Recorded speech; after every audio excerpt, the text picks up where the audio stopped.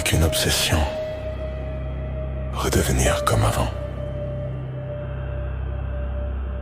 Comme si la vie était un bouton retour. Retrouver mon ancien corps, mon ancienne énergie, ma spontanéité, cette légèreté que je ne voyais même pas parce qu'elle était normale. Je vivais dans la comparaison permanente, chaque journée jugée, à la lumière d'un passé idéalisé. Avant l'accident, avant la maladie, avant le basculement. Je croyais que guérir c'était revenir, que réussir c'était effacer, que la victoire c'était récupérer exactement la personne que j'étais.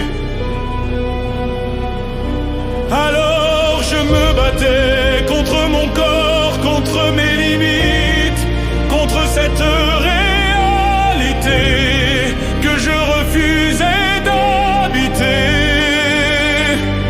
Je voulais réparer, revenir embobiner. Et la vie ne connaît pas la marche arrière.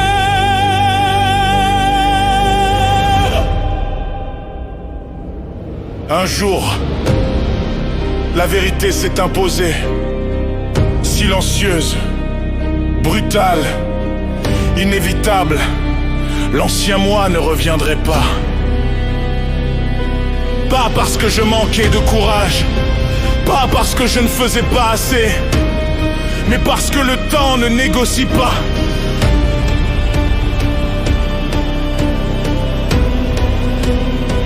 Au début ça avait le goût de l'échec, comme si accepter c'était abandonner, comme si dire adieu à avant c'était dire adieu à moi.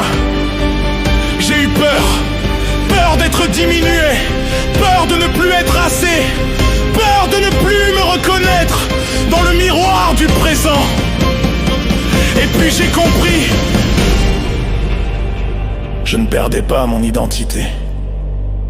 Je traversais une transformation. On ne redevient pas comme avant, on devient autrement. Je l'ai de vouloir récupérer ma vie d'hier, et j'ai commencé à apprivoiser celle d'aujourd'hui. Pas la même, pas plus simple, pas toujours plus douce, mais plus consciente, plus ancrée, plus vraie. J'ai découvert une force que l'ancien moi n'aurait peut-être jamais rencontrée. Une patience nouvelle, une profondeur inattendue, une solidité née de la fracture. Accepter, ce n'est pas aimer tout ce qui arrive. Accepter, c'est arrêter de gaspiller son énergie à lutter contre la réalité, pour enfin apprendre à construire avec elle. Ce n'est pas une défaite, c'est un basculement. Et parfois, la plus grande preuve de courage n'est pas de vouloir redevenir celui qu'on était, mais d'oser devenir quelqu'un de nouveau. Alors je vous pose la question.